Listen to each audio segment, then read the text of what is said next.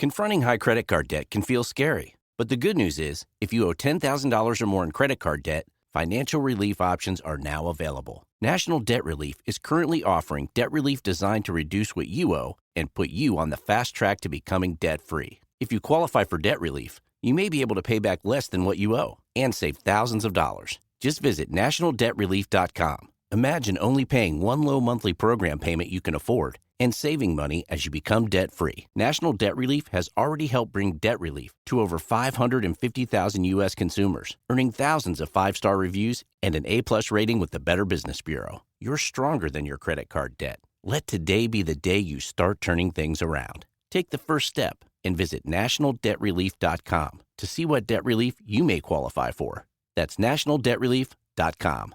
I've got good news and bad news. Here's the bad news. Most protein bars are packed with sugar and unpronounceable ingredients. The good news? There's a better option. I'm Will, and I created IQ Bar plant protein bars to empower doers like you with clean, delicious, low-sugar brain and body fuel.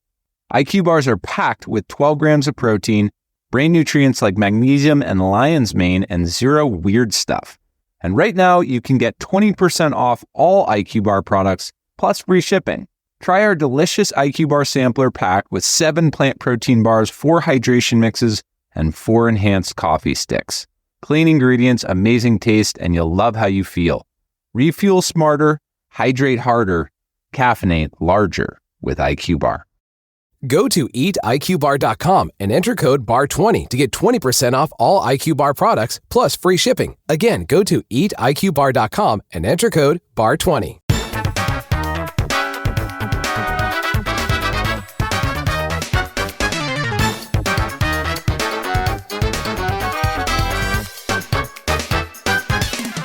Ahoy, hoy, everybody, and welcome to Talk to the Audience, where this is always death. I am one of your hosts, a powerful enemy of Philadelphia, Bob Mackey, and who is here with me today, as always? Henry Gilbert, ready with a overly specific reference to Philadelphia. Let's say Tasty Cakes. Sure, that sounds good. Or Wooder Ice. Wooder.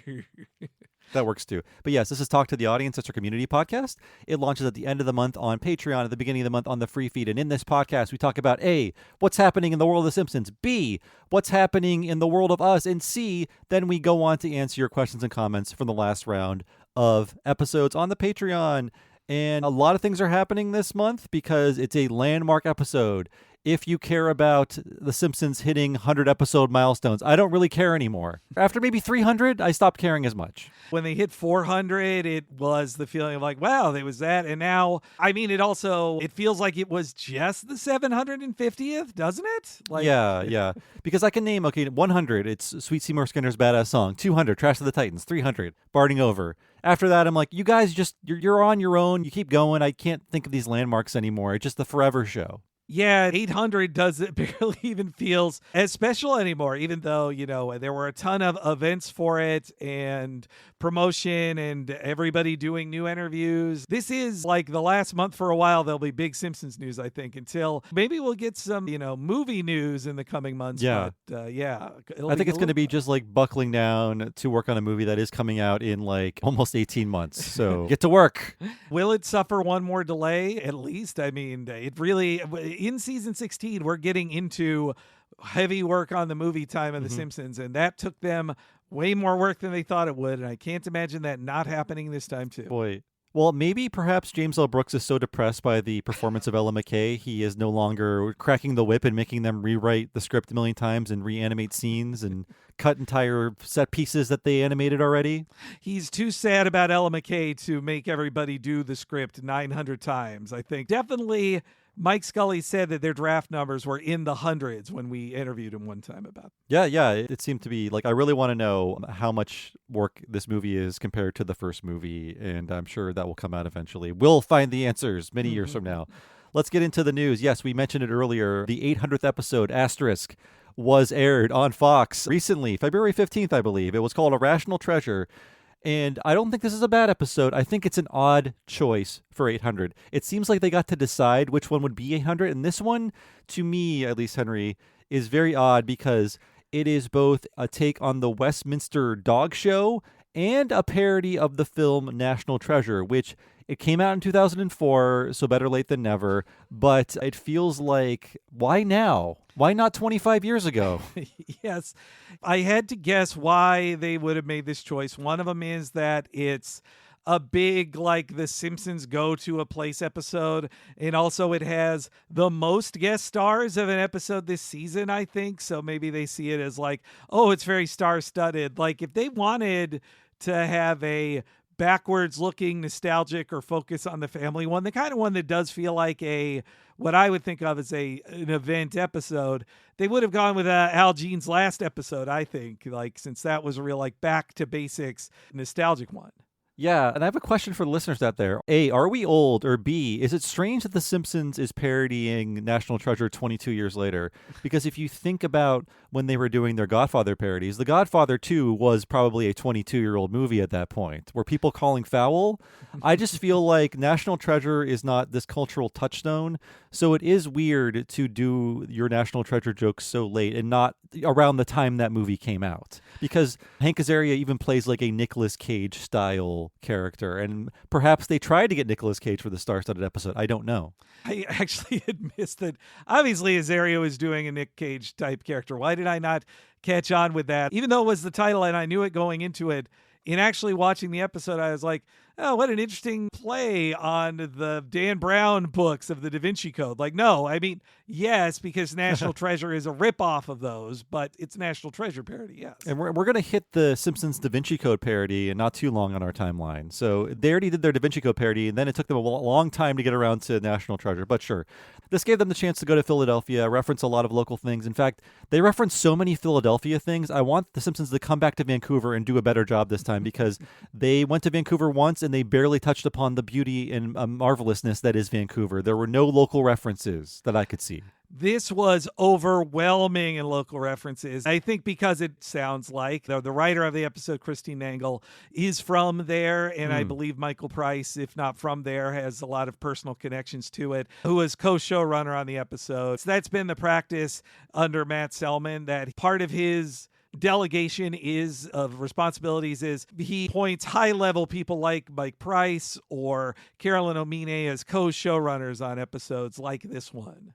And the many guest stars included Quinta Brunson from Abbott Elementary. She's new to me, but I know she's a big star. Kevin Bacon, Boyz II Men, and a bunch of people from The Pit, which I believe, does it take place in Pittsburgh? Is that why it's called The Pit? I think so, yes, yeah. Their references were so specific that I have to guess I now know exactly what the show is about. I mean, I've heard people say, oh, wow, it's great. I mean, it's ER without having to pay the estate of Michael Crichton. I hear it's like a good enough show. I hear it's nice, though. Also, it's been funny to read, like, it's people rediscovering television production again, because, like, wait, we can make 15 episodes in a year and we don't have to, like, it can just be in one location and it's easy? Okay, What? so I'm looking this up now. The Pit does take place in Pittsburgh, and I'll tell you, folks, I grew up in Eastern Ohio.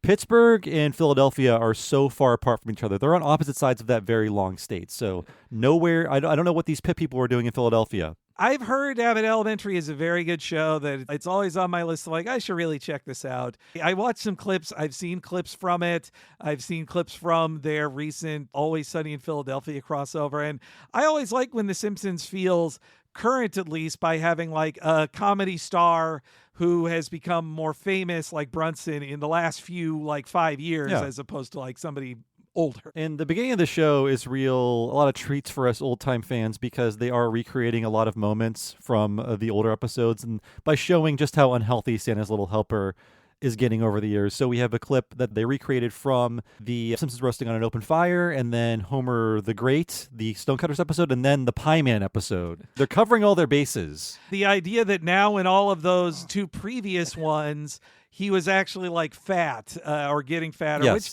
it's a clever idea that you would think like Homer and the kids are so irresponsible that despite the fact that Santa's Little Helper never changes how he looks, he's always a skinny greyhound, that they would actually be, bad or irresponsible pet owners and let their pets get out of shape and feed them people food all the time. And the way I love the running gag of Homer saying like, but look, he likes it. That's well observed. Yeah, it was all right. And honestly, I don't like when they recreate the old animation style, because, it leaves us wondering, why don't you just do this from now on? But they don't want to. And, they had their choice as to which would be the official 800th. So now there are 3 800th episodes. So this is the 800th to air on Fox. Guess Who's Coming to Skinner was the 800th overall episode, and the upcoming Extreme Makeover Homer edition is the 800th production episode. So if you don't like this being the 800th, you can choose your own. I liked Guess Who's Coming to Skinner. It's a nicer adventure one. I guess it is like the family is not in it at all or barely in it. So I can see why they might not prioritize it the same. Yeah. You know who's not in this episode? Harry Shearer. I noticed a distinct absence, but that's not unusual to not hear Harry Shearer.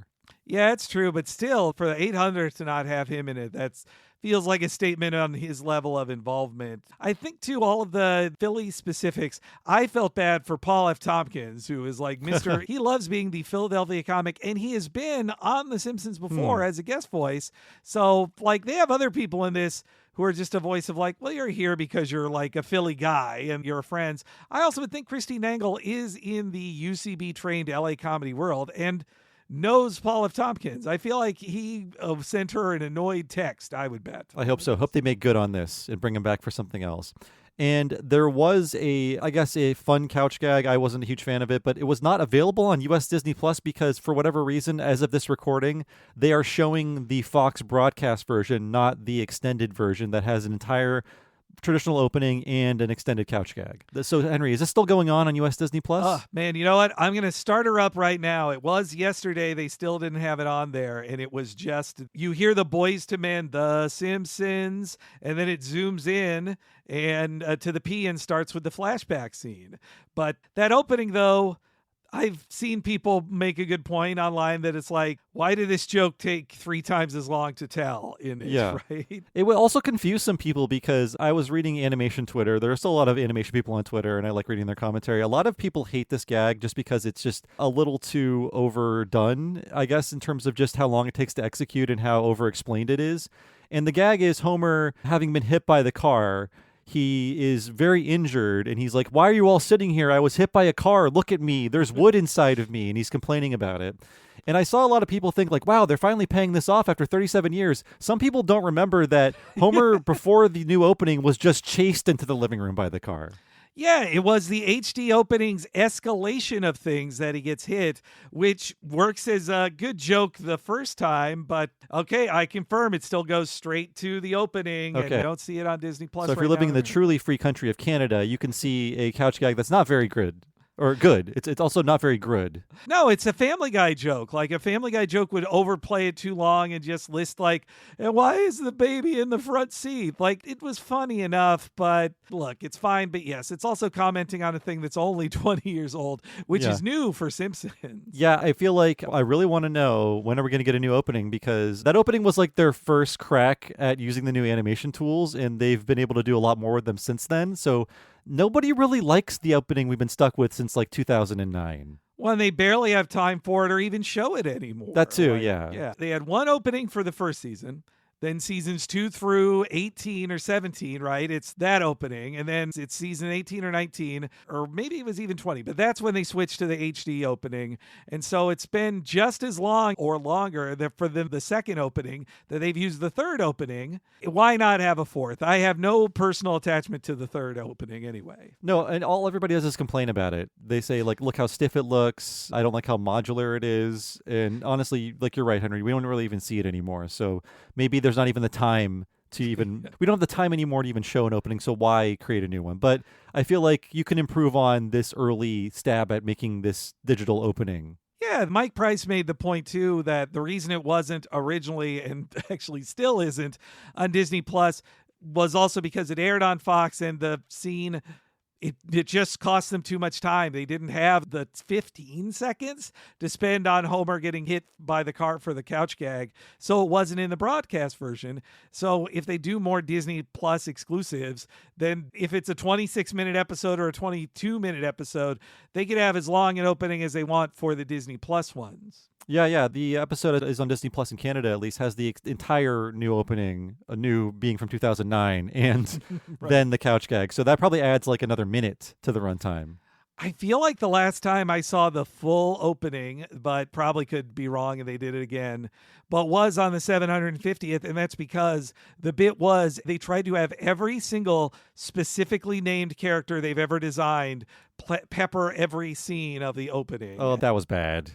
They didn't have the time or the money for it, so it was just like they shot the clip art cannon into the background.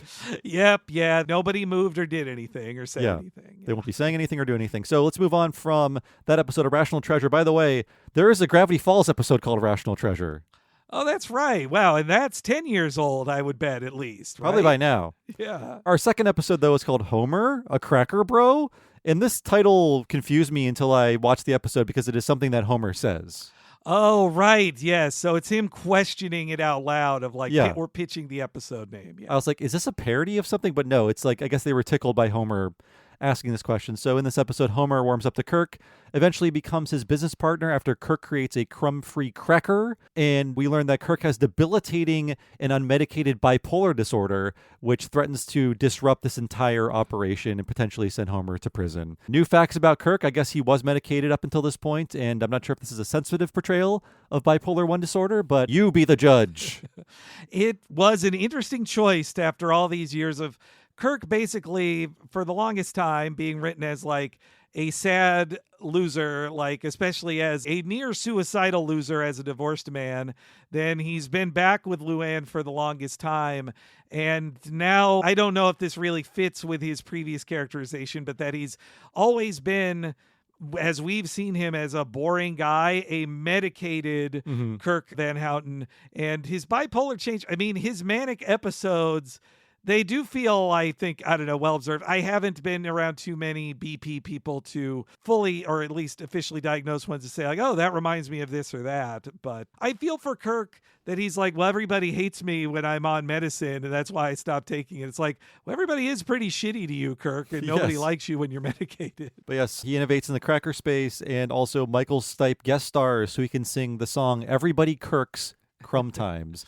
And I'll tell you what, the Zoomers are having a lot of fun with this because getting kirked means getting shot in the neck. Whoa. Oh, shit. Of course. Yes. Why did I not think of that? Because guess what? Every kid thinks that's really funny. And of course, it's not at all. No. We're shaking our heads so much the mics are rattling. Editor, please take that out. But yes, I was hearing stories from dads like, my kid laughs at this and he's like, oh, the guy totally got kirked when somebody gets killed or whatever. So the kids now call getting kirked getting killed. You know, I am impressed by the speed of these kids. I feel like it was at least a year before we were making 9/11 jokes, which is, I would say, much more impactful. I'm not comparing these two things as like, Henry, you were not on the right message boards. It was like the day after for me on something awful. Okay. Also, speaking of things that happened, like, only 22 years later, it's like when National Treasure was in theaters, that's when REM was on The Simpsons. And now Michael Stipe is back to appear on the show. And you added this note, Henry, I was not aware of this, that this is it for season 28, outside of the extra things they're putting on Disney Plus, because 15 episodes have aired. Yes, normally I do this when we get to the end. I'm like, okay, I've put down my thoughts about the new episode. What's the next episode? And it really is like, they are treating this as the end of the season on the wikis for it. They only go to the next season of 38, but nobody knows what the preview of. Will it be Treehouse? Normally they have Treehouse as like the third one the last few years. But yeah, 15 episode season of Simpsons. It's strange. I am used to there being 2 or 3 more months of it at this point, even with the delays or changes to schedule they've been doing. We're living in strange times where the TV season ends in mid-February, but okay. So that's the Simpsons news. In other news, Family Guy aired its 450th episode that night, although technically it wasn't 450, it was actually 447. But what are numbers anymore with these milestones? We've just shown you there are 3 800ths, so now there are 2 450s for Family Guy. I mainly noted just to be like, it gets overshadowed by The Simpsons again, but also I never imagined Family Guy would hit 450 or 500 like it's seemingly on its way to as well. You know what? Simpsons isn't going to get to 900 that fast with 15 episodes a season. Like, what? They're going to get to 900 in 5 years? Like, I don't know. Yeah, it's going to take a while, much longer than it would in the past. So we're going to see, when will 1,000 come? Will we be alive? Let alone all the people who worked on episode 800. Will they all be alive? It's going to be a long haul. So yeah, we've been seeing a lot of new interviews with Simpsons staff members about the 800th episode and the show in general. And these are all things that if you're listening to our show, you know the answers to them. So it's usually kind of boring. But we have seen recently Matt Selman be the key guy they talk to because Al Jean, I mean, he's there. He's no longer in charge. I've seen a few things here and there that are mildly interesting that I'm thinking, well, let's see what happens when this day comes. Like Matt Selman saying, we won't do a series finale when the episode ends. We're going to do a final episode. It'll have hints that it's the final one, but we won't do a finale. And I'm thinking, let's see what Disney wants you to do. Yes, yeah. It's not your call anymore, Matt. I think that they will want it to be an event. They will tell you what they like, how many hours of content they want. But I don't think it's going to end in our lifetimes. Maybe this version of the show will, but there will always be some version of The Simpsons on. But at least that's what Matt Selman is saying. Like, if there's a finale, it's not going to be like, goodbye, everybody. It's going to be like normal episode. When he's a spry man in his mid-50s, so he could keep going another 20-something years, I'd say. That's true. I mean, look at James L. Brooks. He's potentially 85 or 90. Yes, yeah. Of the ones I had checked out, and there were also tons that just get, the typical quote gets lifted and becomes a headline type deal. But a one I watched in full was a 53-minute long one from the Associated Press. Some British guy got to be the nerd who, in his Simpsons t-shirt, who gets to interview them. And he had good questions. He seemed like a fine journalist, but he did just let Matt Groening and Al Jean and everybody and Nancy Cartwright tell all of the stories we've all heard before. Like Matt Groening's like, oh man, they got so upset about the blue thing with the things in our first episode. And I'm like, please tell me a story from like 2017. Come on. These stories are not for us. These stories are for people thinking like, wow, the Simpsons are still on. And they listen to an interview. Wow, I didn't know that. I did like seeing Matt Selman rep the show, and Al Jean also talked a bit about it from his new position. Matt Groening had some fun stuff about just like, yep, it sure has been going on a while. And he was asked about like, oh, you have your signature on all this stuff. Like, why is that? He had the nice answer about like, well, I always like people knowing that I made it. People should know who made it. And he goes like, but the better answer is that I had a very good lawyer back then and they convinced Fox to do it. He really did. Yeah, just some new stuff came out. Nancy Cartwright is anti-AI when it comes to like, potentially replacing voices with AI. So good for her on that. And there was a new hour-long AP documentary. Henry, you did watch this. Yes. Also in that, they talked to the current composer or one of the lead composers on it, this young woman who she mentions that she is 37 years old, so younger than the series, and she is like now the lead composer on it. And they do show them. I wonder how much they're doing it for the press. Yeah. They actually were playing with live musicians, like at least a 10-piece group of people doing live orchestration. Well, I got to say, the music on The Simpsons is awful. It sucks.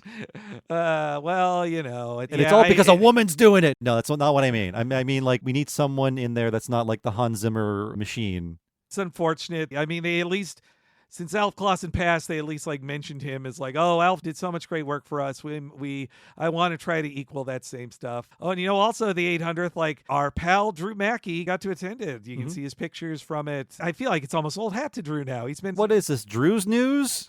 Drew's News. Well, I feel like we report on the parties Drew Mackey goes to. Is this appropriate? In this case, it is because. Okay.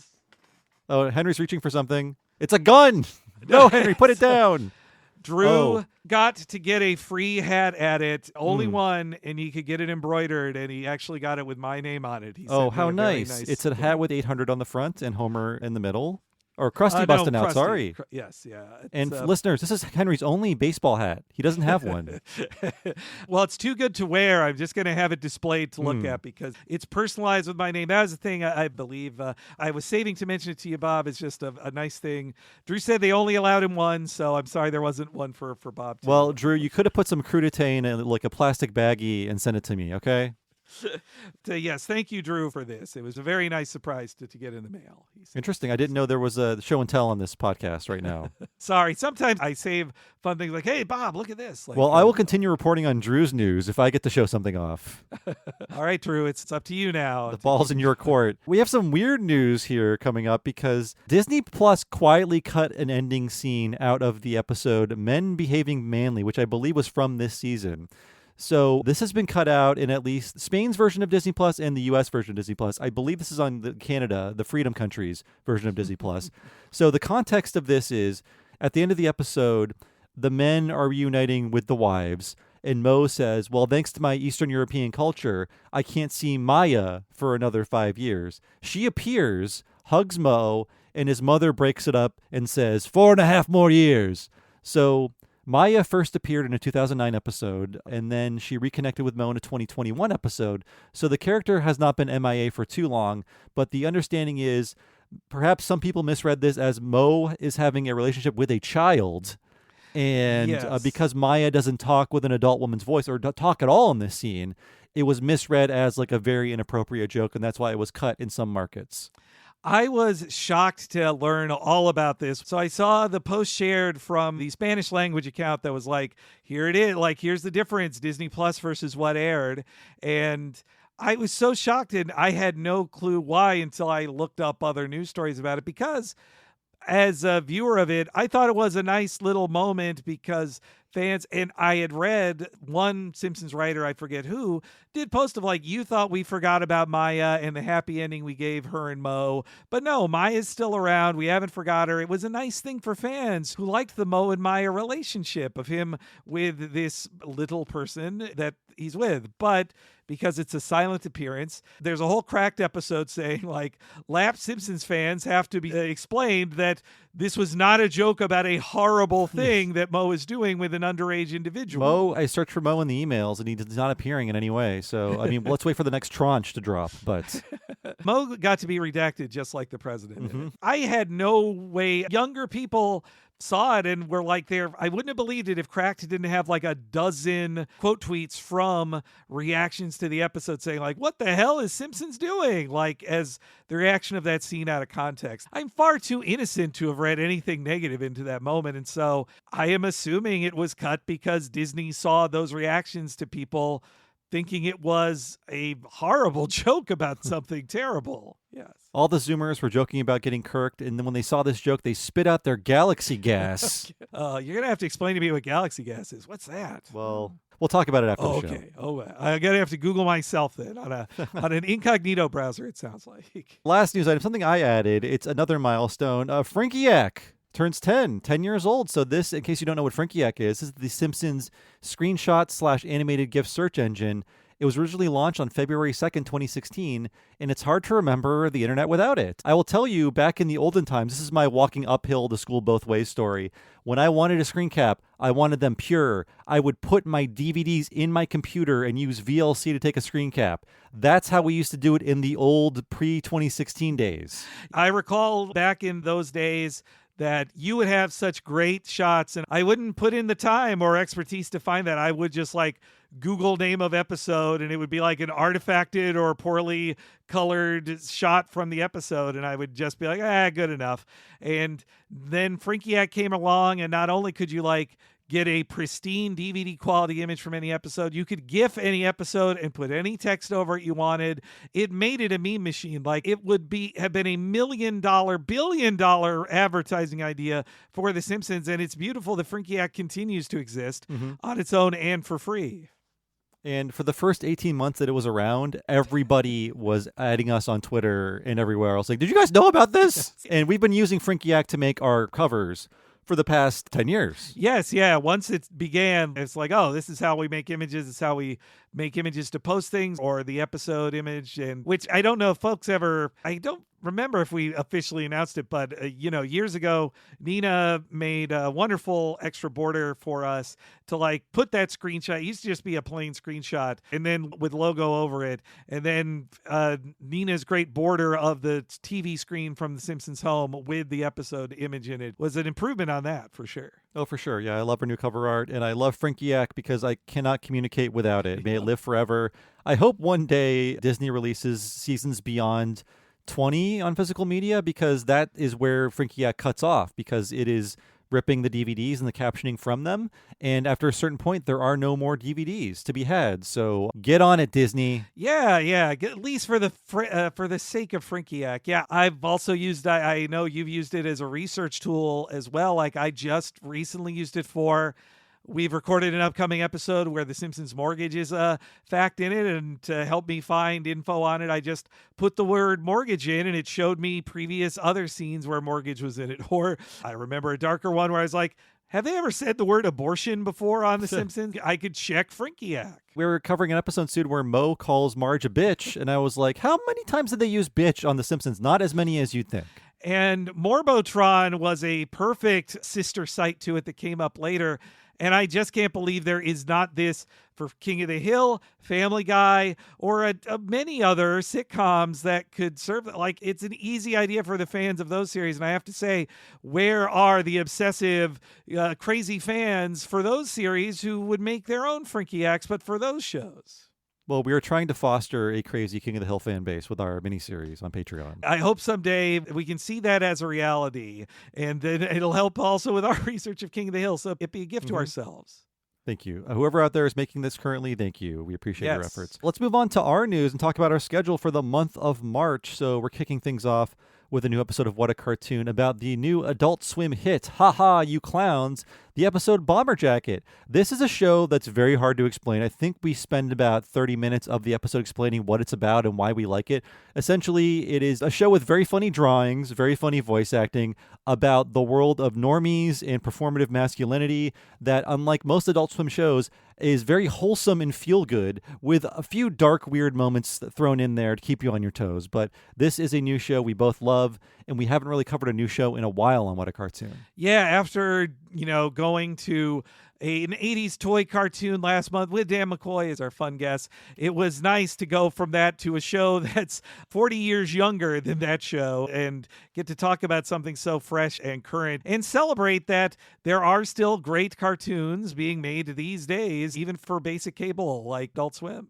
On the Patreon at patreon.com/Talking Simpsons, we have our normal miniseries episodes. We have not recorded these yet, so I'm not very familiar with the subject matter of this Talking Futurama. Fry Am the Eggman. I believe it is an episode in which Fry hatches an egg and gets a little pet named Mr. Peppy, who becomes very dangerous. Yeah, Fry adopts a space monster type episode. Yeah, I did a quick watch of it when traveling recently, but I haven't done my dedicated note shits either. It's interesting after a very meta one about kids television that preceded this one. This is more of a season 1 Fry Wacky Adventure. And on Talking of the Hill, we have the episode Naked Ambition, in which Bobby sees Luann naked and gets the reputation of being a pervert. And the B story is all of the guys end up in a mental hospital.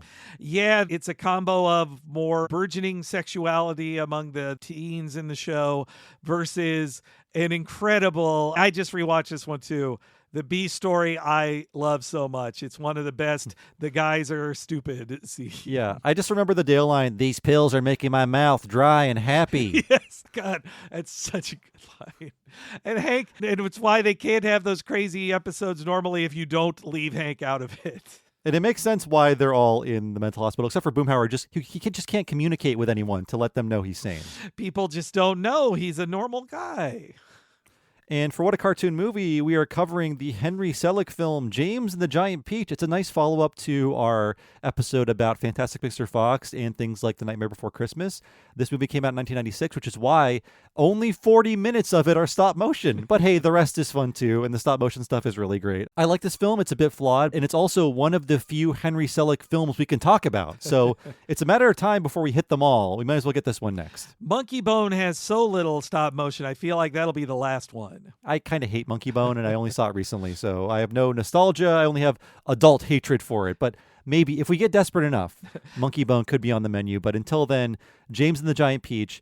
It's a fun movie, and it has a kind of wildly inappropriate Randy Newman score and series of songs, which feel like he's auditioning for Toy Story. Wow. While, actually, no, this movie came out after Toy Story. Never mind. But they feel a little too close to Toy Story for my liking. I haven't seen this movie since it debuted in theaters. I saw it as a 14-year-old, I think, or 13-year-old. So I'm interested to return to it after chatting about it. It came up as part of the Fantastic Mr. Fox research. I'm excited for this one. And a reminder for everyone out there about our recent charity episode. Cheers to Talking Simpsons for the recent charity work. Yes, we did an episode I think we're both very proud of, not just the response to it, but also we really put a lot of work into it. It's almost a double-length episode, just I guess it makes sense since we're covering a double-length cartoon too. Yes. So in case you didn't get the memo, we put it out there that we covered the Simpsons Family Guy crossover, The Simpsons Guy, and it is an exclusive you can only buy in our Patreon shop at patreon.com/Talking Simpsons. You go there, You click on shop. It's the only item there. It's real easy to find. When you buy that episode, all the money goes directly to the Immigrant Law Center of Minnesota. And right now, I believe we are sitting around like $3,500 on that episode earned so far. Yes, yeah. As we learned, this is our first time listing a thing on the shop. And as we've learned, Patreon sits on that money for a couple weeks differently than they do with a regular sign-up money. So we haven't made our first donation with the purchases yet. But yeah, we're getting close to 4,000 at the time recording. Yes, I'm actually looking at it right now as of this recording on Friday the 20th. We are like $50 short of $4,000, so great work, everybody. Please check this out if you haven't yet. It's a 3+ hour episode about this thing that we honestly probably wouldn't have covered unless it was for a good cause. So again, that's at the patreon.com/TalkingSimpsons shop.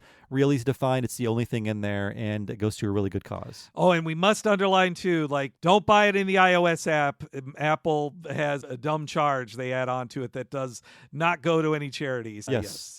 It goes to lines, Tim Apple's fat pockets. Buy it on a desktop or even just the browser on your phone. And yeah, it's as easy as like going to Safari, logging in there. The Apple Store rules are very stupid. Yes. But thanks to everybody who got it. Tell your friends about it too. And all the good work that's being done by the Immigrant Law Center of Minnesota. In these troubled times, they are doing great work.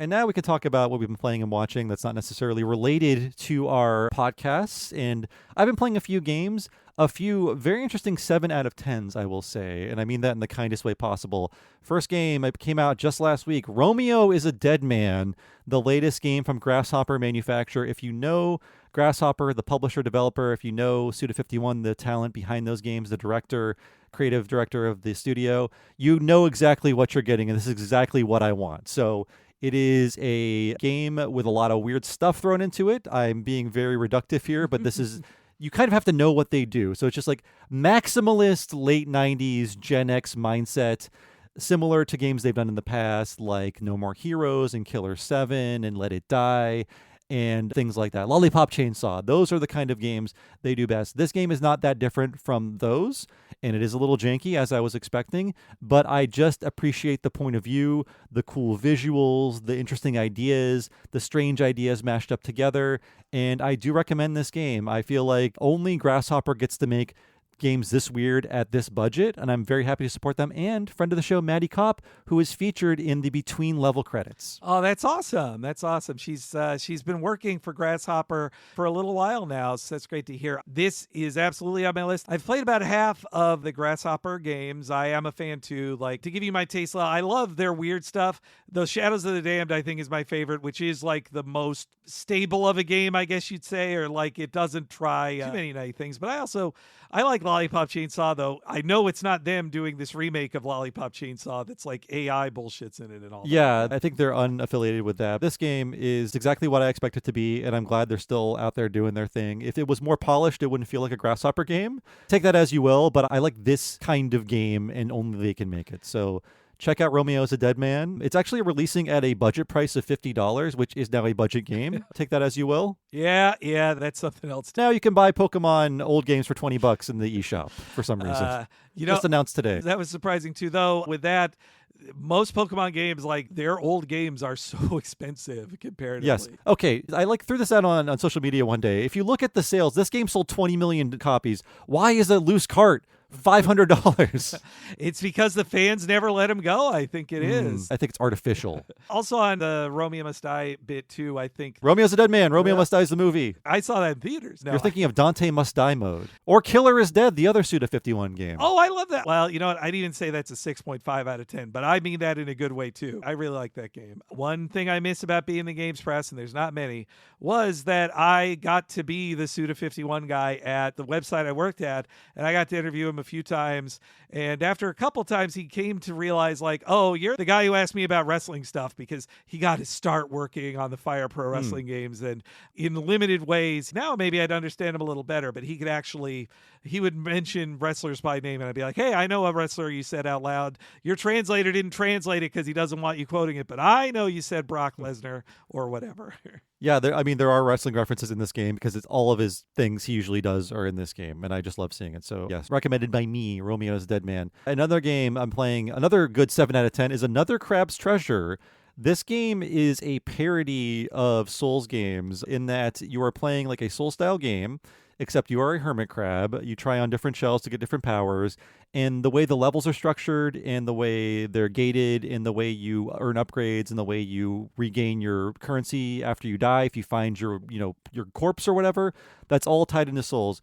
And it slowly goes from, oh, this is a fun parody of a Souls game to, oh, this is actually like a very challenging Souls-like that is kind of taking the premise seriously while making jokes about it. It's very interesting. I think it came out in 2024, but I've been having a lot of fun of it. And it is very hard because there is no multiplayer in this game, and I am a Souls coward. I usually summon people to fight bosses because I don't have time for this. Come on in and help me. I want to see the next level. But you're not doing this in Another Crab's Treasures. I've been spending like 20 to 30 minutes trying to take down one boss, usually succeeding after a certain amount of time. But yeah, this one surprised me. It's been on my 2 playlist for a while, and it's just a fun little indie game that is like basically 20 to 25 hours Souls experience. I am a stubbornly solo Souls freak who usually, if I get frustrated enough, I do beat most bosses eventually by myself out of just pure stubbornness, even though friends like you or my husband will say, you're supposed to get help from people. That's the whole point of the game. I'll be like, no, I can beat it myself. So I like the sound of this being a intentionally solo, and also that it's like a parody that then just becomes the game. I like that. I like the sound of that too. A controversial thought, your husband and I are correct. Well, I've been taking medications to maybe be less stubborn. We'll see how the medication helps by the next Souls release. Oh, yeah. So in Death Stranding, you let no one help you? You like turned off the servers? Like, no, I build my own roads. Okay. This ends here. That was passive. But in Dark Souls, I basically never put out a soul sign to get a person to join my game and help me. Basically, next Souls game, you gotta try it. The few times I did it, I did like it, but I also was like, well, this isn't the way my brain told me is the right way to do it. That's when you gotta stab your brain with a Q-tip, like Homer did. Now, other thing about Souls games, one of the coolest ways to grind is you just put down your sign in front of the boss gate and you just jump in other people's games. You help them fight the boss over and over. It's true. I don't help the other way either. Selfish. I don't think I've ever done it the other way, actually. Now that you mention, I've only asked for help, not helped others. Is this like a Scrooge-like realization I'm having here? A Souls game is a personality test, and you failed. Last game I want to mention, it's not a game, it's a demo, but this is probably not of interest to many people out there. I did want to mention it, though. It's the Monster Hunter Stories 3 demo. Monster Hunter Stories is the offshoot of Monster Hunter that is a turn-based RPG. When I was in the press, I played around with the first one for a little bit. I was like, I kind of like what you're doing here. Didn't play the second one. The third one is a full current gen experience, and it feels like it is the only turn-based RPG that is allowed to exist at this high of a fidelity because it's tied into a existing brand. So it's really cool to see Capcom making this turn-based RPG when otherwise they would not be able to. And the turn-based battle system is so complicated. It took me nearly 4 or 5 hours of this 10-hour demo to fully understand it and process it and be able to break it in half and figure it out and use it to my advantage. So if you like turn-based RPGs, I would check this out. Even if you don't like Monster Hunter, this is a very approachable way to get into those mechanics, and it translates them all very well into the turn-based context. I really like what I see here. I feel like I'm going to get this game when it is new because your progress from the demo does carry over into the full game. In an era where I fear that even the granddaddy of them all, Dragon Quest, in its next game won't be turn-based, it's inspiring to hear that some major Japanese developer is still doing a turn-based RPG like this. Yeah, it's definitely worth checking out. At least check out the demo because it will give you 10 hours to mess around in the world. Honestly, as much time as you want to spend with it, but there is a level cap in it, so your fun will be limited to a certain extent. But I love these very generous demos of RPGs that let you roll into the full game with that save. It's a cool system. Dragon Quest VII has one of those too, and I played 1 hour of it, and then I said, what am I doing? Exactly. Yeah, I stopped. You looked in the mirror and you saw an old man who doesn't have time for this shit. Yeah, I had a good time the first time with Dragon Quest VII. I don't need to do it again. I had 2 bad times with it and don't need a third bad time. Don't need a third slightly better time is what I'll say. I know it's been reimagined. I wish they'd just remake 8. Why are they remaking 7 a second time? Wait, they actually did remake 8 already as 3DS. Remake that a second time. Hey, remake 9 while you're at it. I like 9. Oh, yes, 9 never got 1 remake. Or make 10 available in English. Seemingly that'll never happen, sadly. Sorry. This is Dragon Quest Side Corner. I was sure when they announced that new version of it that could even be played offline, I was like, surely this will be released in America. They see that FF14 does very well in America. Please. And nope, never going to get it. Thank you for humoring us in Dragon Quest Corner, everybody, and Video Game Corner for that matter. In terms of watching stuff, a lot of great movies this past month. Henry and I both saw this, so we can both comment on it. Nirvana, the band, the show, the movie, which is a two-man sketch group's movie about ostensibly playing a show at the Rivoli, but it's really a very extended Back to the Future parody using a mix of film scenes, improv scenes, and live action stunts. And it's like with Haha You Clowns, it's very hard to explain unless you've seen it. And I had no real history with this group outside of that We Shop Wednesdays sketch they did a million years ago. Yeah, when a reference to that appears in the movie, all those memories came flooding back. And maybe I watched a couple, but back in 07, 08, I wasn't paying as much attention to them as, say, Mega 64, the American. Well, they're not exactly the equivalent, but similar vein, yeah. Everybody was reviewing this and loving this, especially our Torontonian pal on Letterboxd. I remember Will Sloan loved this so much, and I got to check this out. And yeah, I thought it was very funny. I'm glad I didn't know too much going into it. It takes so many funny turns. It makes me nostalgic for 2008 in a scary way as well. Yes, and I will say, I normally don't go for these kind of references, but it both opens and closes with a reference to a 16-bit RPG in a way that I feel like I was the only one in the theater who truly understood what they were doing. And then I went online to confirm, oh, they were doing this. It wasn't just me. I wasn't going crazy. I usually stay till the lights come on too, but you saying, indicating stay till the very end made me stay to the end to see it too and know wow, Bob was right. They really do that. So if you can go see it in theaters, stay till the very end and you'll see the same reference we got to see. Yeah, a little hint is the first thing you hear in the movie, the piano notes they play, is a reference to the game that they will then reference in the stinger. I don't know why they did it. I guess it does deal with the general theme of the movie, but again, it's something that's hard to explain unless you watch it. I saw the trailer a ton in theaters. I'm like, what is this? Who are these guys? This looks kind of cool. And if I remember correctly, in real life too, the Rivoli, that's where Kids in the Hall got their start, right? Yes, it was a big, early, important theater for them to play, doing a ton of shows there. And I guess the movie is very Canadian, but you don't need to be Canadian to enjoy it. I like how this is, at least in terms of North America, an international hit. Yes, yeah.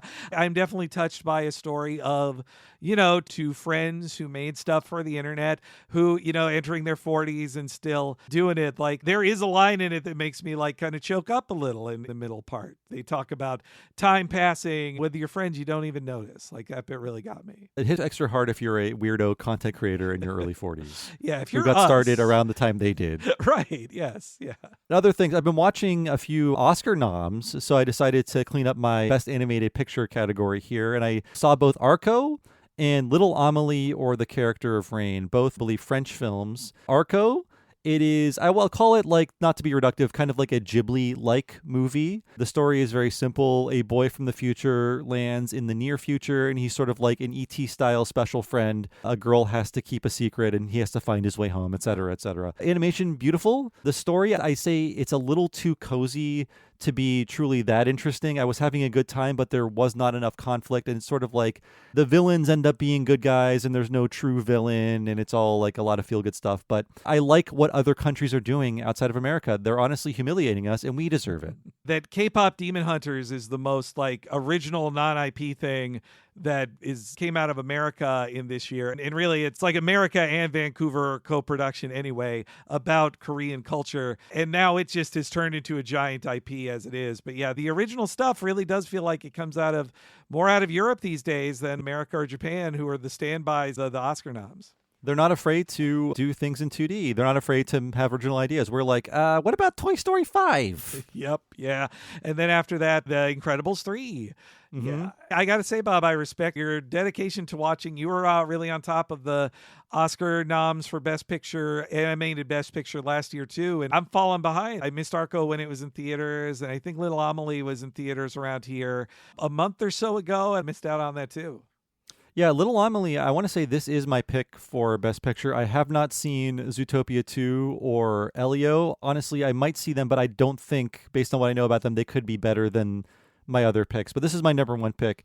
It sounds like it might not be interesting because Little Amelie is a story about a Belgian girl growing up in post-war Japan, in the late 60s, from birth to age 3. And it's all about how You stop being a little selfish piggy as a baby. You learn like what other people are. They have needs and desires. You learn about like the joy of discovery, the tragedy of loss. And it's a very like coming of age picture. This sounds like something that's been done before, and it has, but the setting and the way it's executed are done very, very well. And it's another one of those things where just explaining it kind of undersells it. You really need to see it. And unfortunately, this one feels like it's not getting the distribution it needs. I know G-Kids currently rent it because of G-Kids, but I never ever saw a screening even in a country where you have to put French on all the packaging.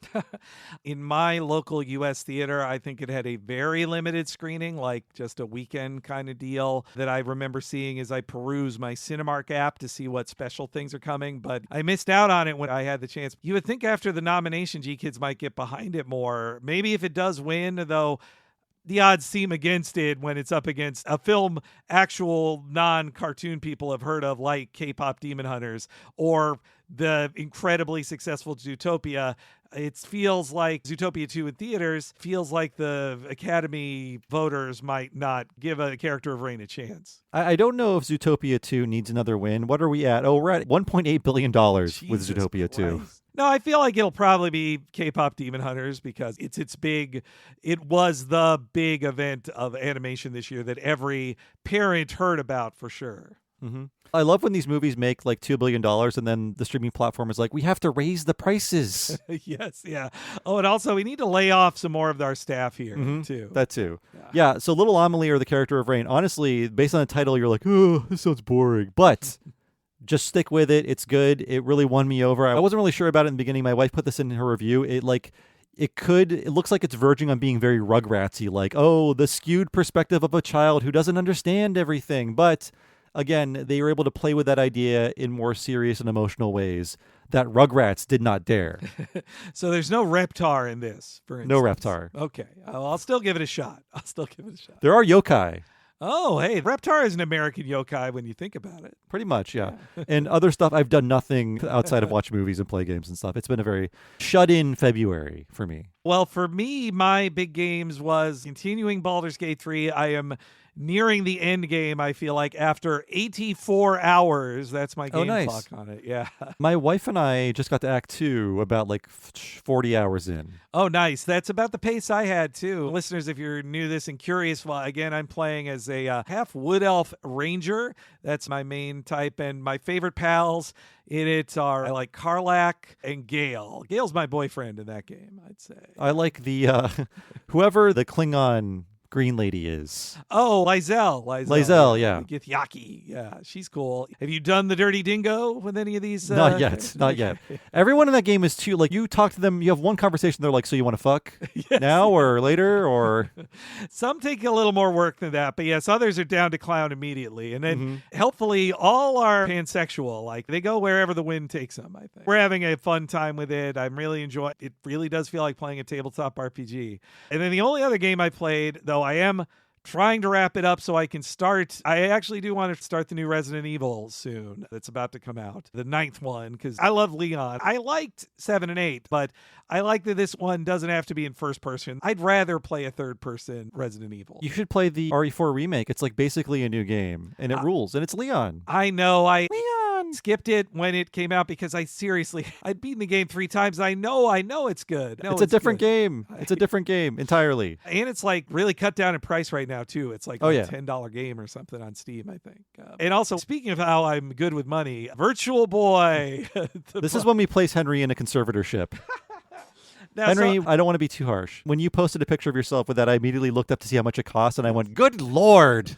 I split it with my husband. We each paid half. But now, I know the 3D effect doesn't really work well for you. Is this able to translate that? I mean, I still get to enjoy. I mean, it's just like how 3DS for me wasn't a 3D effect, but I can play the game and it still works for me. Like, so yes. As far as like, are both eyes working at the same time to create a stereoscopic effect?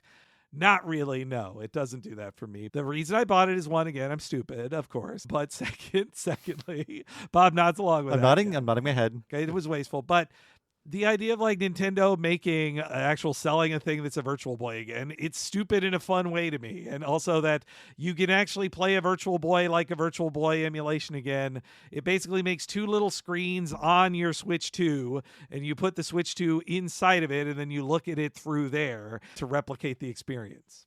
I see. I just feel like everyone had the exact same impression, like, oh, this sucks. I have a headache. And they sell like a cardboard version that costs, I think, like a fourth of what the plastic version costs. And I think that will last as long as however your interest in Virtual Boy games will last. Yeah, I mean, it does look, but it doesn't display as well, Bob. You see the bind I'm in. It was something we both wanted, but like, yes, I know. But I did just play 50 minutes of it that night and did feel sick. I did open it back up again to play a little more. I actually did really like Tetris 3D wasn't bad. And the Wario Land is good enough, but the others are unplayable. You know, I never had one, and I played Virtual Boy for the first time at Portland Retro Gaming Expo maybe 2 years ago. It like messed me up for a few hours. It's a danger, honestly. Like the fact that Nintendo even made it to sell and open themselves up to lawsuits seems like a mistake, I would say, on their part. But I'd only ever played it at events like that or at the Super Potato in Japan, or at least at one of them in Tokyo. They have a Virtual Boy there as well that you can play around with. And I think I played like 5 minutes in those. I probably won't be touching it too much until, again, when Mario Clash and Mario Tennis get put out later. Just so it's insane that those aren't just available. You spent $100 on a damn piece of plastic. Let the man play all the games. And also, they're only available as digital, like, subscription games. I don't even own those games either. Yes. Yeah. Anyways, with movies, we talked about Nirvana. I also saw Send Help, which you saw too, Bob. I really enjoyed it. He's back, baby. Yes, he's back. Maybe a little too long, but other than that, it ruled. And I hope he gets to do stuff like this from now on, because he was sort of in like mediocre movie limbo for, I don't know, 15 years. It seemed like it was easier for him to make TV shows than it was to make movies. So, you know, like Ash versus the Evil Dead and other things like that took his attention for a while. And now they gets to make Send Help, which, you know, reading headlines of like, this was pitched to be, when he sold it to the first studio, then they said, we want to make this streaming. And he's like, I want to take this somewhere else where I don't have to make it streaming. And seeing it in theaters is the fun. Like, this probably is still a good movie to watch streaming, but seeing it it's a horror movie. You're supposed to go scream with other people. Yeah, like hearing the crowd reactions was fun. And just very happy to see him back, because I think his last movie in the Sam Raimi variety was Drag Me to Hell, and that was 17 years ago? Yes, so long ago. And it was PG-13, unlike the Send Help, which is R. And Send Help is like fucked up in the ways he like making fucked up things with deranged characters. And also Rachel McAdams, who I've always enjoyed as an actress since, you know, Mean Girls. And to see that she is like the new Bruce Campbell, who is ready to be covered in garbage and fully commit to the role, like that was amazing to see too. I believe Raimi and Rachel McAdams met on the set of Oz the Great and Powerful, and he thought, I'm going to use you in a good movie one day. Oh, and also the other guy, Dylan O'Hara, is that his name, or Ben O'Hara? Mr. Maze Runner. Yes, Maze Runner guy. I don't want to take credit away from him too. He also gets covered in fake blood and goop and does great too as a piece of shit you hate. Like that first 20 minutes of the movie felt like PTSD of being in an office, like for me. But not to spoil anything, but it does a good job of getting you to kind of switch sides multiple times throughout the movie. Like, now I like him, now I like her. It's not as one-sided as the intro would make it seem. Yes, Raimi also loves messing with you like that too. Like, oh, is that who you're rooting for? Well, what if this? Like, yes. Watching theaters, it's doing good. It's doing good in theaters. I finished up Fallout Season 2, which I did like. First season a little more. Honestly, season 2 felt like I watched half of a TV season and then waiting now for the other half to come out in like a year or so. Did you watch all of season 2 yet, Bob? I did, yeah. I feel like people were kind of negative on this. My own take is I don't watch a lot of these kind of shows. So based on the few I've seen, I know to set my expectations, pretty grounded. And here, seeing that everyone was so spread apart throughout the entire story, I thought like, okay, it's going to end with all of them coming together, and then they're going to reveal the next destination. That's kind of what happens. But I really wish they would have been able to spend more time together, because like for a lot of the season, the Brotherhood of Steel guy, the Ghoul, and Ella Purnell's character are doing kind of their own things. And I'm not sure if that was like a shooting schedule deal or what, but I kind of like when they were able to spend more time together. You get a few good episodes of Lucy and the Ghoul playing off each other, but yeah, you're right. It's kind of a waste that, I mean, it's a story they're telling and all that, and with dual timeline storytelling too, but like, I think all of the actors in the main cast, and Kyle MacLachlan too, they all have such good chemistry together that having a plot that separates them lessens the opportunities for great episodes in it. Yeah, I'm still looking forward to season 3, and it seems like they actually have a pretty fast production schedule in terms of, okay, people want more, let's make more, which is why seasons 1 and 2 were only 18 months apart, I think. Yeah, I don't think we're going to be waiting Stranger Things style for the next one. Yeah. Ella Purnell's going to get too old. Then I also watched the whole season in one day of Wonder Man. It's a Marvel TV show, but it's a good Marvel TV show. It feels like the MCU tried to make their own version of like Atlanta or The Bear or just, a 30-minute dramedy style like FX show. And I think mainly it's based on Ben Kingsley and Yahya Abdul-Mateen II, both having very good chemistry with each other. And it barely does any setting up of future MCU bullshit in it either. That's good. I like when they can make these things stand alone and not have them be a promotion for an upcoming movie. The only parts of it that are the ones that upset me, because one of my all-time favorite dorky niche 80s comic creations was Damage Control. And they were a very funny idea created by Dwayne McDuffie about who are the silly sitcom characters who clean up after a giant superhero fight in New York. Now Damage Control is repurposed into the MCU to be ICE, and it sucks. I don't like seeing Damage Control being the name of fictionalized ICE for the MCU universe. That's a non-starter for me. Not a fan. I've been talking about Star Trek all the time, anytime I do it, but I've been watching TNG, almost done with season 2. And then Muppets. Did Bob, you watched the Muppet Show as well? I have yet to watch the Muppet Show. I apologize. I have sinned against Kermit and the rest. So you wrote lots of Muppets. What were the other Muppets things you were doing? So after we watched that, we're then like, okay, we'd actually not seen, when I say we, my husband and I had not seen Muppets Most Wanted. We then watched it afterwards, and we're like, that has its qualities to it. And then we also had never seen The Muppets, and it was like the next suggested thing. And by that, I mean the 2015 ABC television sitcom called The Muppets. The one with a period in it. Yes, yeah, The Muppets period. I should have said that. It's the Office style one, but it's also kind of the Larry Sanders Show. I both thought it was, I've watched half of it now rather relaxedly.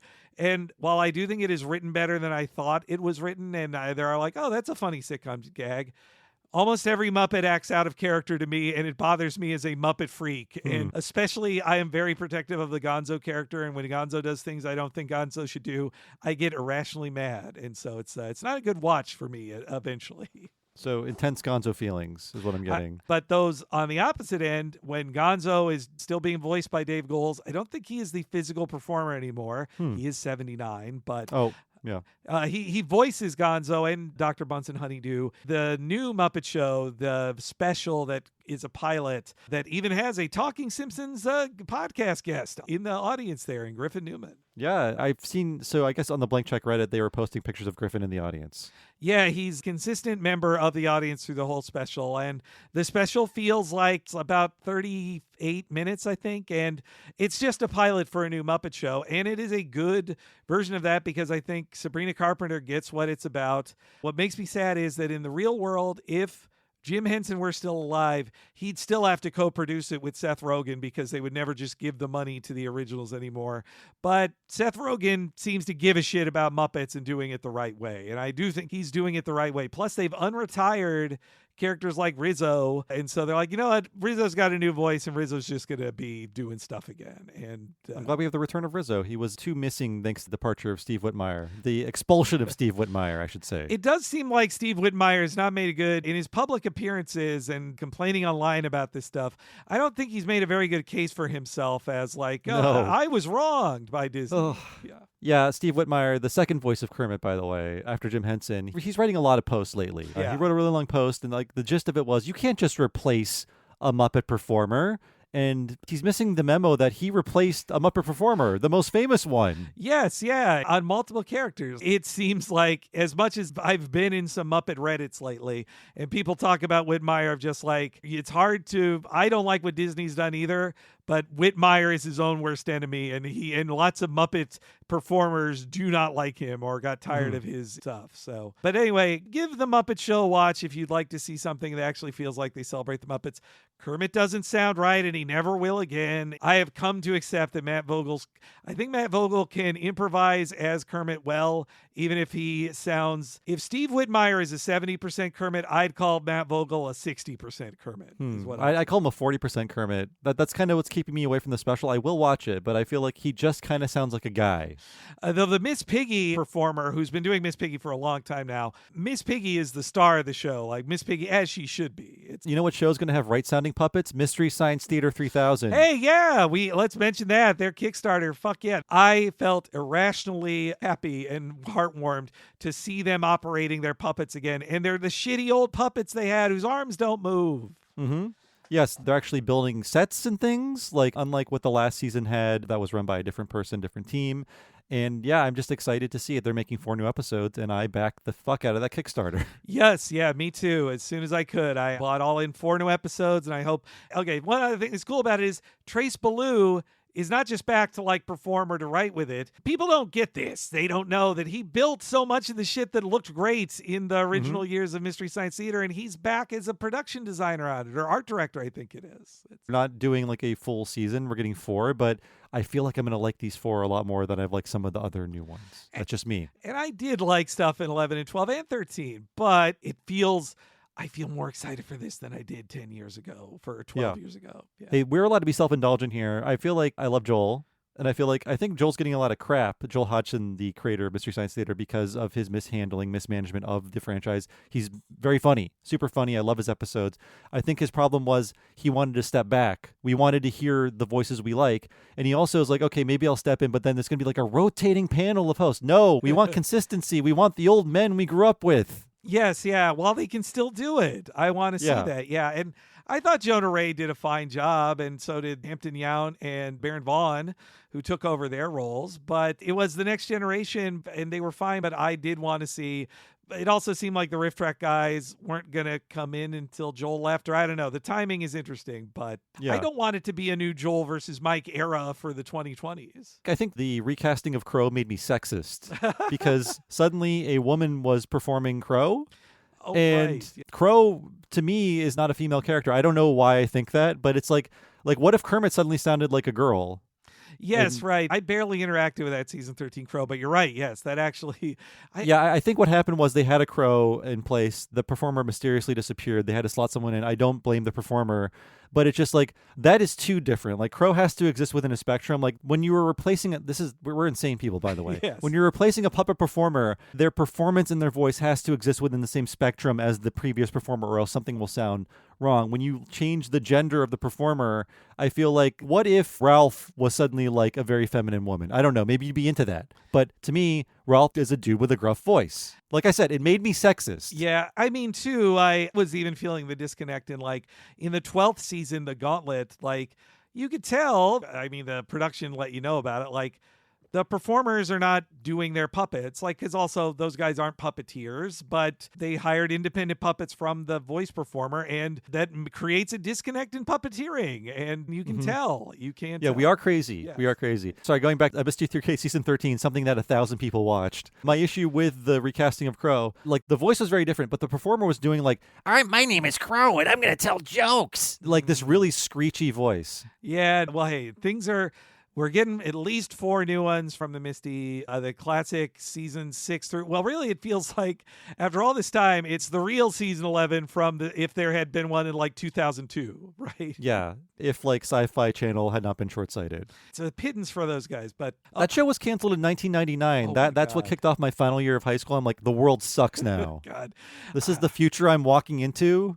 Remember when we were so sad just about the back 9 of season 9 and we didn't get those? That's how I learned the term, the back 9. Is anyone still listening? But that's my month. I did a small weekend trip to Portland as well, which was nice. But really, it was just eating food at nice places and playing Magic the Gathering with friends who happened to, basically friends from San Francisco were going to Portland, and that's so close to where I live that we're like, we'll take a little train, a $50 train ride down there to play Magic. So we had a nice Very time. nice. Yeah. Very pleasant. So we've learned from this segment that Henry is psychotic about Gonzo, and the new Crow turned me into a gamer gator. Yes, yeah. And I'm wasteful with money with Virtual Boy. Also, that. Robots only have 2 genders. I said it. Yep, yeah. And they should mostly be guys. And Crow was the wrong one until now. But yes, let's move on to some non-controversial topics, to Talking Simpsons questions and comments. We're going to start off with Fat Man and Little Boy. And Andrew Bouvier says, quote, in addition to places like College Humor and T-Shirt Hell, where I believe the horrific shirt Bob mentioned was sold, the aughts also saw the rise of print-on-demand shirts in places like Cafe Press. I designed a shirt myself for the site and actually made a couple $100s over the course of a few years from middling sales. I put designed in quotes because I didn't actually design a shirt. I was just selling a plain white T-shirt with the phrase, I hate bottles on it, in Comic Sans, no less. In my defense, Comic Sans was pretty screen accurate to Zoidberg's handwriting on Fry's shirt. This is Bob stepping in. Andrew is referencing the 30% Iron Chef. In this episode, Zoidberg writes, I hate bottles on Fry's shirt to frame him because he broke Farnsworth's ship in a bottle. That is the B plot of that episode that most people forget. I think Andrew was ahead of his time with that. More people would have got it later on. That's why he only sold a couple $100s of it. Yeah, Cafe Press takes me back. That was the start of the print to order stuff. Mostly I started engaging with print to order in the mid-aughts because that's when I learned about ProWrestlingTees.com, which was also a print to order place. You're putting that whole website through college. Yes. And for my troubles, I got my credit card stolen and hundreds of dollars of charges I had to fight on it because Pro Wrestling Tees was not a secure site, it turned out. Cafe Press, I last heard of them when we worked for a multi-million-dollar company who gave us each $15 Cafe Press gift certificates for Christmas. I buried that memory, yes. Yeah. After canceling the Christmas party and laying off 25% of the company, I did not spend that. I was like, no, this is insulting. It sat unspent to me for years, too. Yeah, I was like, well, I'm going to print, I love this website on a shirt. Like, no, thank you. Robert Vaughn, meanwhile, says on that episode, my quippy T-shirt with too much text said, I challenge you to a battle of wits, but you appear unarmed. I wore it to a friend's house whose parents were both professors. They complimented my shirt and chastised their son for not being as clever a child. I never wore it again. They were in the Dennis Miller ratio. I would think a pair of professors, married professors, that's who that shirt is for, yes. And also a tiny, brief Henry catch-up. I normally am so good at catching these things, but when we covered Fat Man and Little Boy, I mentioned on it that it was the Christmas episode in that it was the last episode to air in the year 2004 and was the one closest to Christmas. And what I should have mentioned was there was Simpsons Christmas content that year that aired about 11 days afterwards that only British people would know about, maybe, because on the Christmas day, The Simpsons did the alternative Christmas message on Channel 4, a longtime tradition I had never heard of before until I had read about this, which is traditionally you have to listen to your queen gas on about something or king and say like, oh, here's a nice thing, I think, but fuck those people. But and then Paddington shows up. Maybe he's even partying with Prince Andrew in 10 years ago once. Who knows? But then Channel 4, being a ribald competing channel in the 90s, the Fox seemingly of its time, they did alternative message that you're supposed to switch to not watch the stuffy old queen. So like the original one was Quentin Crisp, quite a queen himself, if you catch my meaning. And so for 2004, partially to advertise that The Simpsons were now on Channel 4 and bought away from the BBC channel it was on, The Simpsons hosted the alternative message, and it was like a 2.5 minute long original animation of The Simpsons in their kitchen, all wishing England, the United Kingdom, a happy Christmas, as they would say. I have a little clip from it here, actually. Let's see, and in world events, the friendship between America and Britain is stronger than ever. You're like Mini-Me to our Dr. Evil, helping out in all our zany schemes to take over the world. yeah, baby. Ho, ho, ho! Oh, my goodness, it's a visit from Father Christmas. Yes, Mike. Who the hell is Father Christmas? I thought I was supposed to be Santa Claus. They're the same guy. Which one is Jesus' grandfather? They both are. He has two grandfathers? They're gay? Oh, would you... Well, if you wanted to hear Marge make an Austin Powers reference, there you go. An impression, rather. I like that, too, that it's about how they help us with invading Iraq. And we're friends together in evil schemes. It was just an interesting thing to see that, like, it was the most original content for another country that had ever been made for The Simpsons. Even more, well, you know what? If you had together every CC Lemon commercial, I bet it's longer. But this was the longest form singular thing for another country made. I'll take this over one of those new shorts any day. It's fun to hear them make a bunch of specific jokes about England culture, and they made some joke about some then recent scandal of the royals, and also Homer jokes about drinking warm beer in England and how much he hates it. So if you listeners out there in the United Kingdom saw that and watched it on Channel 4, let me know. I wonder how it was received at the time. And it was all done to advertise Channel 4's got The Simpsons, which they would have for 20 years, and it ended in 2024 when they lost the license. So we're going to move on to the Simpsons guy. Again, that is our episode that we put together for charity. Check it out at patreon.com/talkingsimpsons in our shop. And Drew Mackey says, I recently went through a depression and watched all the seasons of Family Guy, and I can report that they turned Quagmire into a cat dad weirdo who is overly finicky about his home and its decor. It's super weird. It doesn't completely not work, but it does seem like they knew they had to pivot, and this is just what they ended up with. And thank you, Drew. I did not know the fate of Quagmire. Yeah, we wondered how could they even have Quagmire on the show anymore, and I guess making him a weird, finicky, lonely man that keeps him away from the dating scene and all the jokes those entail. Somebody brought this joke up, or maybe I just saw it in the meantime, but there's a joke in Family Guy where Cleveland returns and Quagmire's like, well, where's my show? And Peter says, Quagmire, you're a rapist. And that's the end of the scene. Right, yes. I can't recall if that was like one of the last Cleveland shows or on regular Family Guy, but yes. So that really defines who the character was and why he can't be that anymore. Purple Comet also says on special we did, Family Guy took a swipe at The Simpsons one other time, and it was in the Stewie kills Lois, Lois kills Stewie two-parter.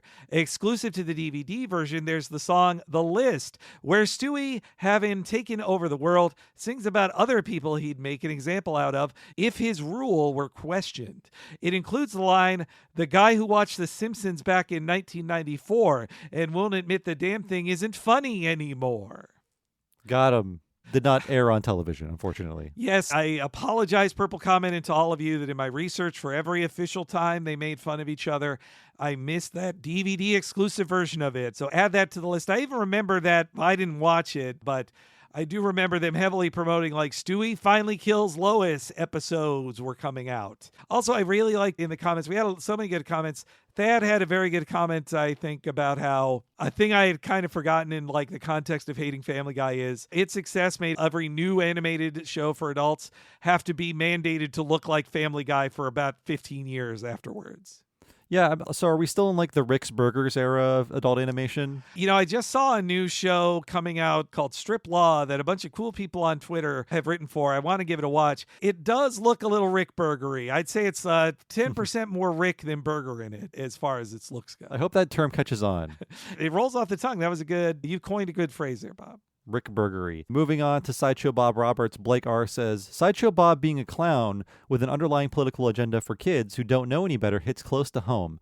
As a younger millennial growing up in Austin, Texas, George W. Bush came to my grade school in fall of 1999, back when he was still governor, but had only just announced his presidential campaign. He came to hype us up for a big field day athletic event and made a big show of running in place in our class, pretending to be exhausted, and telling us we were going to do a heck of a lot better. Being 6 and stupid, of course my thought process was, you're telling me this wacky guy who talks like this wants to be president? Sign me up. Knowing what I know now, I wish I had thrown my teeny tiny shoe at him. Yes, thank you, Blake R.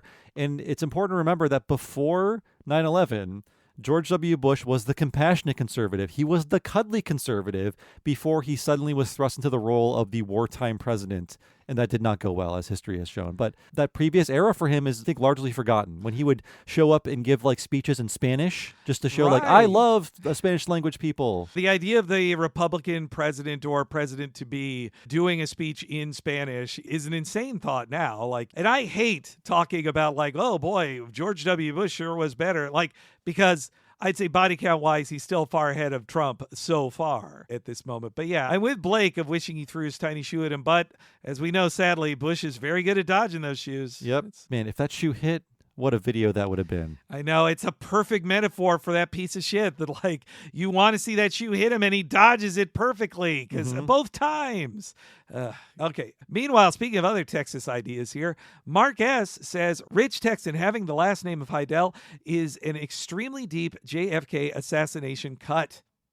Alec Heidel being an alias Lee Harvey Oswald used for, among other things, buying the rifle that he allegedly used to assassinate Kennedy with. So, wow, that was in the cut jokes from the script I mentioned in the episode. So I guess Rich Texan, he was known as Heidel, Mr. Heidel? Yes, I don't have it right in front of me, but yes, in the original script, basically more people than Sideshow Bob get put on trial, and Rich Texan is one of them, and they say his full name for the record, and Heidel is his last name. But yeah, to find out it's a JFK thing is very interesting, also because they already, in the Bill and Josh written episode, they already did the like, it always brings me luck, like when he wore his hat on the day JFK was assassinated. Oh, right, yeah.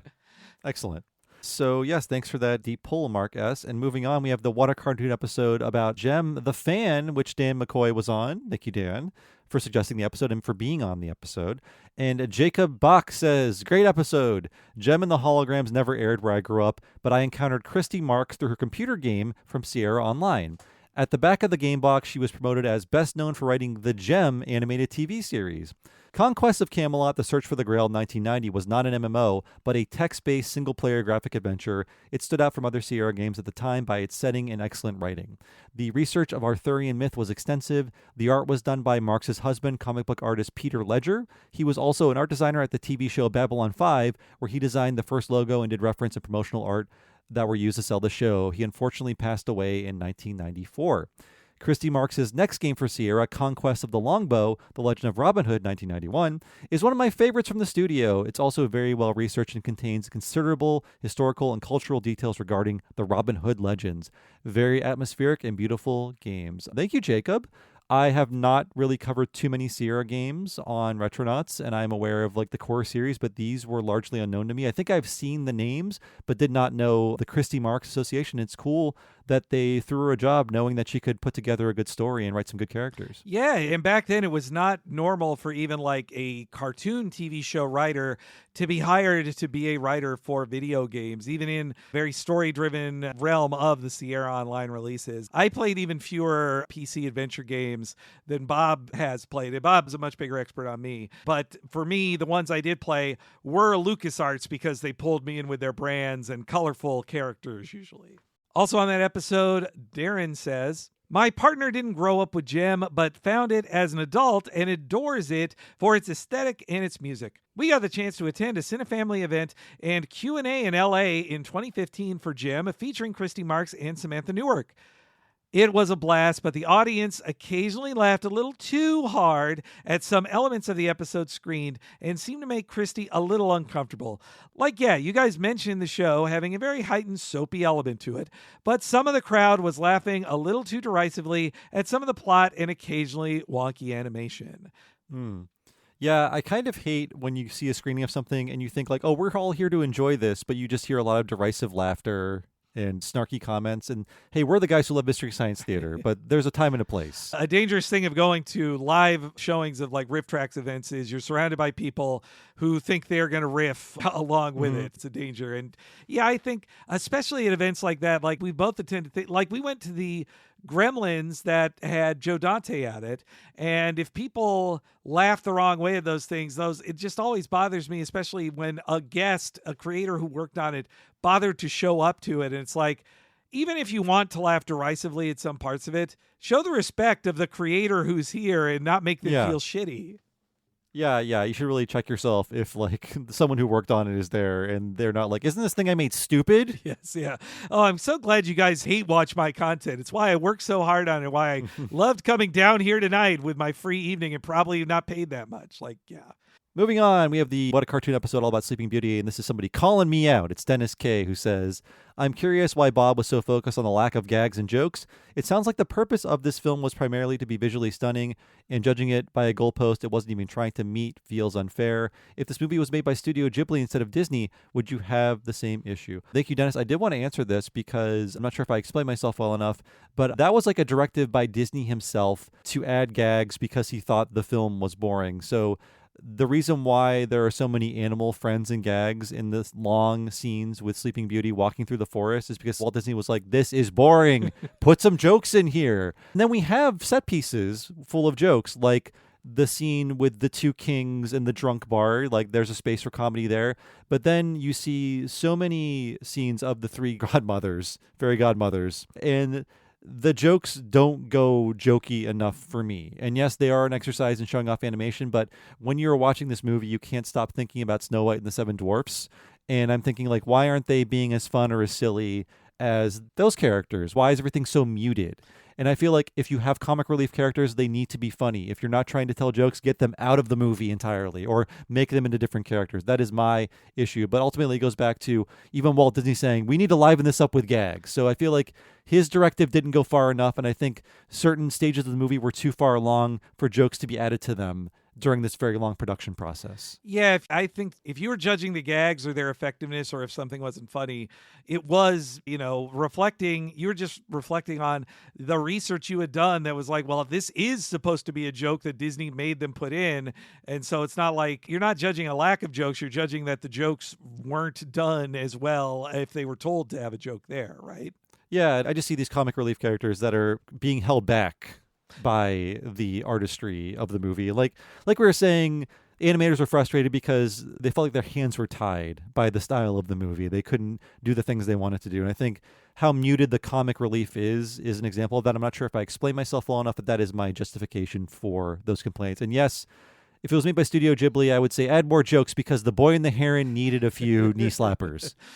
Kind of boring. Well, the funniest stuff in Boy and the Heron was usually mostly just the heron being like a fun, gross weirdo or bird poop. Those were like... I like the Parakeet Kingdom. I like those guys. I'd say those were jokey. But yeah, it's not too many jokes there. But also, Miyazaki, he's not known that much for his humor these days. And he's has less of a sense of humor the older he gets, I think. Known for his grumbles. Devin Baxter also said about Sleeping Beauty, Don Bluth assisted animator John Lonsberry, who animated on Maleficent's Goons. So it's absolutely possible that Bluth kept those designs in mind when he had made his own features. And I wonder if Devin is also referring to our conjecture of, or at least I think I remember I wondered aloud, like, oh, did this inform his designs for like Dragon's Lair, which had very similar like setting and mystical stuff in it. They feel like creatures from Dragon's Lair, and yes, there is a direct connection there, so thank you to Devin. And moving on to Talking Futurama, the episode was Yo Lila Lila. It was their Yo Gabba Gabba parody. And Joe Hodgson says, Bluey is fine, but I do think the vast majority of adults who sing its praises have been poison-brained by lesser children's television. As you both observed in this podcast, kids like repetition, and they find something they like and basically run it into the ground until they find something else to do the same thing with. And when you're home with little kids all day, you do get pretty sick of the same old thing over and over. I hope to never watch another episode of Mickey Mouse Clubhouse. Bluey is more of a children's sitcom where the education component isn't so plainly stated. It also really doesn't bask in repetition, and there is a wittiness to the dialogue. The parents display some exhaustion in dealing with their kids, but the most unrealistic aspect of the show is that they're always up for more playtime, to the point where they kind of make you feel like a shitty parent for not being as willing to engage with their children on that level 24/7. For a podcast like What a Cartoon, I don't think Bluey is necessarily a thing you need to look at. If you had to, then maybe go for one of the initially banned episodes, as they at least provide for some cultural differences to highlight. And who wouldn't want to spend a couple hours talking about an episode about farts?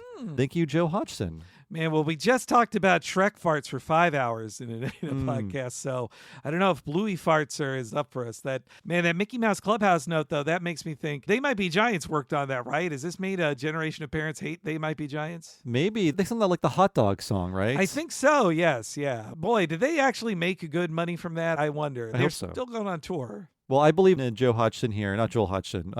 But yes, I feel like, I don't know if it would be appropriate for our show, but keep yelling at us. Maybe one day we'll cover it. Maybe so. Hey, everybody loves it. But meanwhile, a commenter who also is supervising director of this episode of Futurama, Peter Avanzino, had a nice reply. Thank you, Sid, was Sid Grauman of Grauman's Chinese Theater. And this is a reference to, we talked about the Chinese Theater and how I had seen cement impressions of it last year when I was in Los Angeles. Yeah, in the very old ones, it says, thank you, Sid, or thanks, Sid, or Sid, you're one in a million. I thought it was Sid Caesar, TV pioneer. It turns out to be the owner of the theater, the original owner, Sid Grauman. Oh, that's why it's called Grauman's Chinese Theater. I get it now. I appreciate that, Peter, for the history there. You know, I didn't listen back to it. I wonder how much of the 3 minutes of silence of me trying to find my picture of the Star Wars feat did it take for me to find that. I didn't listen to that version of the edit either, so I'm not sure how much of that was left in. It took a minute for me to search through my photos to find, and of course I had to find my own photo of C-3PO and R2-D2's feet. I couldn't just Google search that image. I had to find no mine. other photos exist. Yeah. You better sell those to a newspaper. Moving on to Talking of the Hill, the episode High Anxiety. And Cameron says, by the way, check out his whole comment on the Patreon. I only pulled out the most essential element, but this is like a 5-paragraph comment. I loved it all. It's all about the evil weevil, but I can only read so much of it on this podcast. So Cameron says, I unfortunately can't speak with authority on whether or not Gail would have gotten a good deal. The car was originally released in 8 different colors, and I've mostly paid attention to auctions for the aforementioned blue evil weevil, which seems to be one of the more common colors, generally selling in the $300 to $400 range if it's still in its original packaging. However, online resources seem to indicate that the purple variant Gail described was one of the rarer colors the car was released in. The website HW Price Guides, which tracks eBay auctions, reported only sales of purple evil weevil in the last year, sold non-mint and without its original packaging for $643. So at the very least, if Gail had won the auction, the car would probably be worth more now. So thank you so much, Cameron. Again, go to the Patreon, go to that episode. Cameron left a very long comment about this car. I really appreciate that, Cameron, because me and Bob both, we went to eBay just to look up a little bit of this, but neither of us are Hot Wheels collectors. Of my many collections I'm surrounded by, Hot Wheels isn't one of them. So I appreciate that insight into somebody who shares Gail's love of Hot Wheel collecting. If Gail was still alive in 2026, he could have flipped that car. So you're thinking Gail's dead? I think he had a dark ending. Poor Gail. Just like his roommate. And our last comment here is from Jen Keys, who says, I have also wondered if Kathleen Turner and Meryl Streep are the only 2 actresses that have done a voice on both The Simpsons and King of the Hill. Obviously, I'm sure there's staff people who have done both, like at the Tress MacNeille level, but I'm thinking Jen is referring to, guest stars, that type of actress. Yeah, I'm looking at the list of guest stars, and I'm sure there's more than one answer out there, but Betty White is the one crossover between both shows. I should have realized, and then Betty White would have been on Simpsons first then, and she was there in 99 for that episode. Something like that. I think she was on King of the Hill like a decade later. I don't even remember off the top of my head her King of the Hill episode, but okay, good, Bob. We have an answer. At the very least, Betty White is another female actor who was in both episodes. We leave it to you, the listener, to tell us who else. What other actress was on both shows? I mean, Reese Witherspoon could have been on a Simpsons I had forgotten about. I don't know. So that has been another episode of Talk to the Audience. Thanks for joining us. We have a great schedule coming up next month, a new What a Cartoon about Haha You Clowns. We have our typical Talking Futurama and Talking of the Hill episodes, and also a What a Cartoon movie about James and the Giant Peach. And remember, those miniseries episodes in the movie are only available if you're a patron at patreon.com/TalkingSimpsons. But yes, despite there not being a lot of news, this was a fairly large episode of Talk to the Audience. I was going to keep it under 90 minutes, but man, once the Mystery Science Theater came in there, I was like, oh, that's another 10 right there. We had a creepy old man puppet corner. Thanks again for everybody who supported the charity this month. I said it on the podcast, but I wanted everybody to know, that was Bob's initiative. He came up with it at first, and it was a great idea. I am so glad we did it. And anybody, if you haven't supported it yet, please do. It has felt very special for me as well that we've been able to do something in these times. And so please check it out if you haven't yet. The Simpsons Guy in the shop. too. Yeah, and check out our Patreon in the future, because when we make our first deposit, we'll make a public post about how much it was for. We'll keep you updated about the fundraising efforts. But as of now, it's about $4,000, and we expect to bring in a little more as more people see the promotion and want to invest in buying the episode. So I'm expecting a little more to come in after that. But very, very happy with what that episode has done for the cause. So yes, thanks for listening, everybody. And we will see you next week for a new Talking Simpsons, and next month for another episode of Talk to the Audience, and we'll see you then.